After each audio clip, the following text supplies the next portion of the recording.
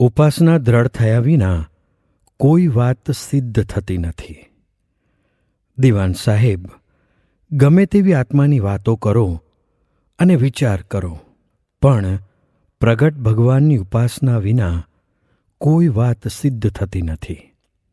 માટે આડાઅવળા વિચારો પડતા મૂકીને શ્રીજીના ધારક આ પ્રગટ સત્પુરુષનો દ્રઢ આશ્રય શિર સાટે કરીને અખંડ ભજન કરવા માંડો.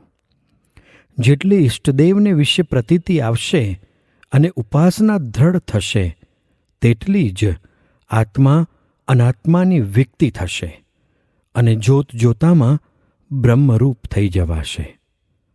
વળી ભગવાનનું પણ અખંડ અંતરમાં દર્શન થશે અને ભગવાન વશ થશે. માટે ભજન શ્વાસોચ્છ્વાસ કરવાનો આગ્રહ રાખવો. એમ કહીને ગઢડા પ્રથમ પ્રકરણનું 56મું વચનામૃત વંચાવ્યું અને વાત કરી.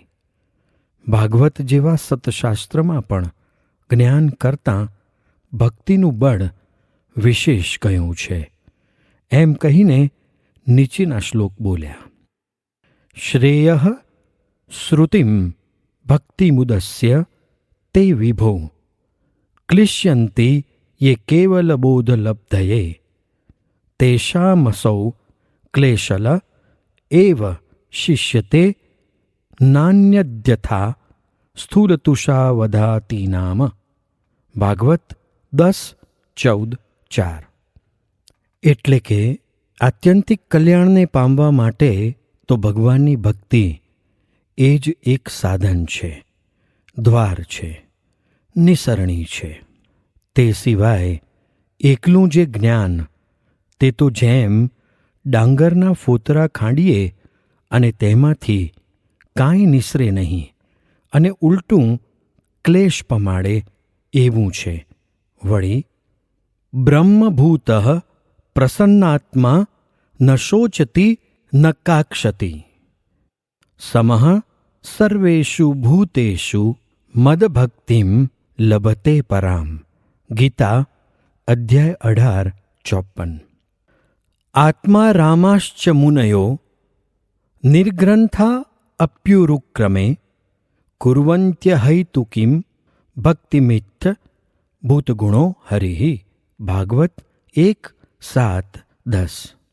એટલે કે આત્મારામ અને રાગ દ્વેષાદિક ગ્રંથિએ રહિત એવા મુનિઓ અનેક ગુણોના નિધિ એવા ભગવાનની નિષ્કામ ભક્તિ કરે છે.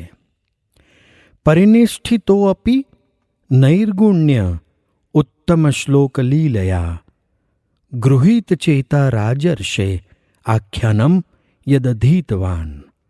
ભાગવત 2:1-9. તથા યા નિવૃત્તિસ્તનુભૃતામ તવ પાદપદ્મ ધ્યાનાદ ભવજ્જનકથાશ્રવણેન વા સ્યાત્ સા બ્રહ્મણી સ્વમહી મન્યપી નાથમા ભૂત કિમ ત્વંત કાશી લુલિતાત્પતતામ વિમાનાત. ભાગવત 4:9-10.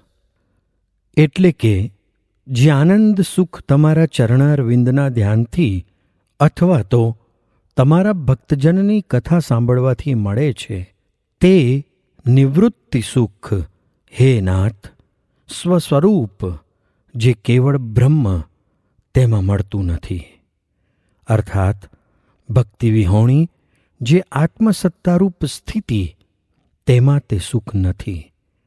જ્યારે કેવળ બ્રહ્મ જે આનંદરૂપ છે, તેમાં એ સુખ નથી, તો કાળના પ્રવાહથી નાશ પામતા અને વિમાનમાંથી નીચે પડતા દેવતાઓને તો એ સુખ મળે જ કેમ?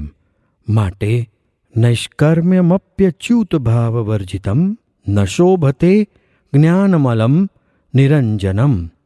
ભાગવત 1:5-12.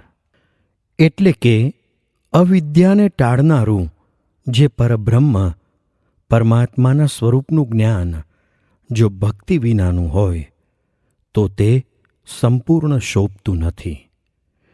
એ આદિક ઘણા શ્લોક બોલીને ઉપાસનાની દ્રઢ વાતો કરી અને કહ્યું, પુરુષોત્તમ ભગવાનનો આશરો ન થયો હોય અને બ્રહ્મનિષ્ઠ થયો હોય તો શું સુખ છે? જેમ મીઠા વિનાના ગમે તેટલા ભોજન વ્યંજન હોય તે સર્વે નકારાં લાગે, તેમ ભગવાનની ઉપાસના વિના બધું એવું છે. માટે ઇન્દ્રિયો અંતઃકરણ નિયમમાં રાખીને દેહથી નોખો આત્મા છે એમ દ્રઢ સમજી તેને અક્ષર બ્રહ્મ સાથે એકતા કરી શ્રી પુરુષોત્તમ ભગવાનમાં અખંડ જોડાવું એ શ્રીજી મહારાજનો સિદ્ધાંત છે. પછી ગઢડા પ્રથમ પ્રકરણ 20, 21, 23, 44, 56, ગઢડા મધ્ય પ્રકરણ 30, 45, 50, અમદાવાદ પ્રકરણ 2, ગઢડા અંત્ય પ્રકરણ 39 એ આદિ ઘણા વચનામૃતો વંચાવી વાત કરી.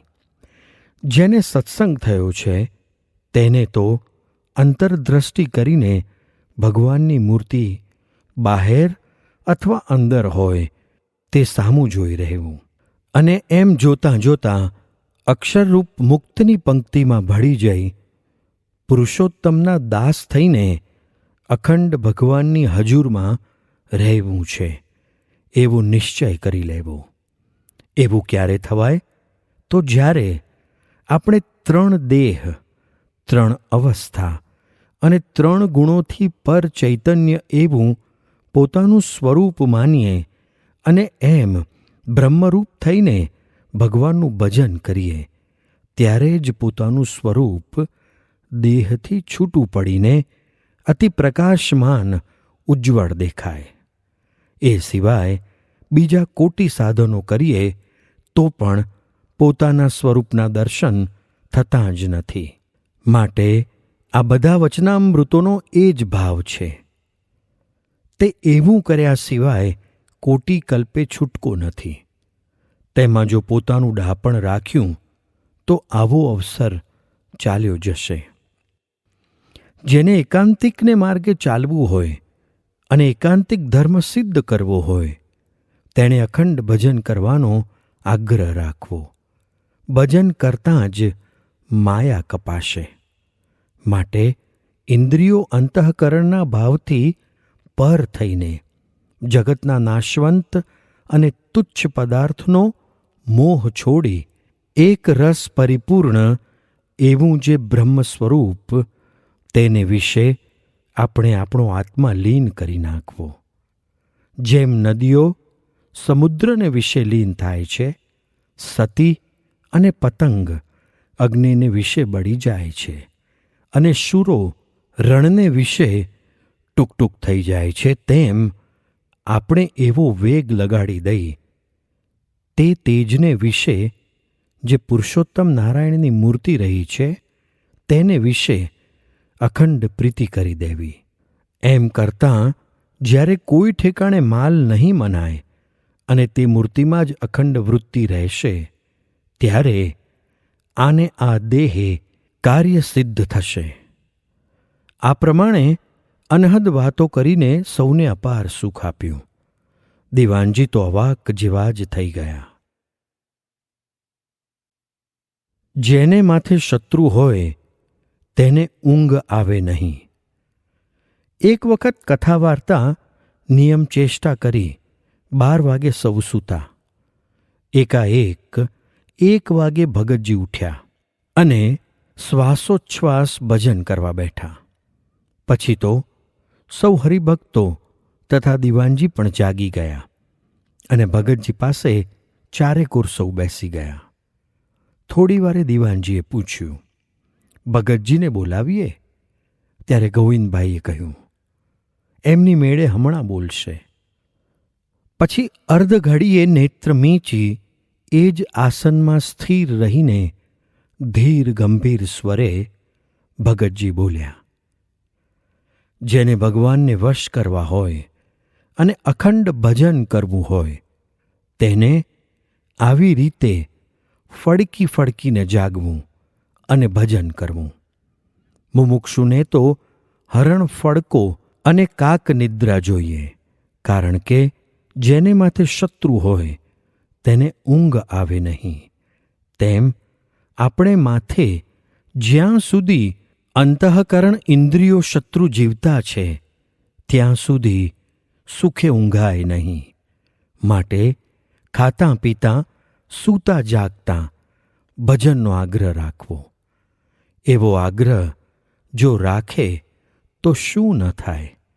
આ જીવતો ધારે તે કરે.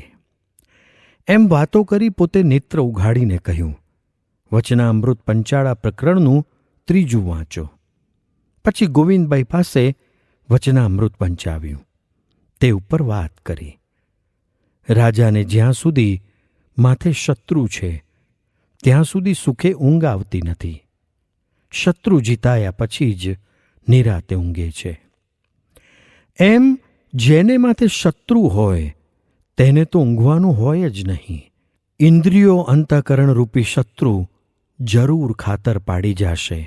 માટે અખંડ જાણપણું જાગ્રત, સ્વપ્ન, સુષુપ્તિમાં રાખી ભજનનો આગ્રહ રાખશો તો મહારાજ અને મોટા પુરુષ આને આ દેહે વશ થઈ જાશે.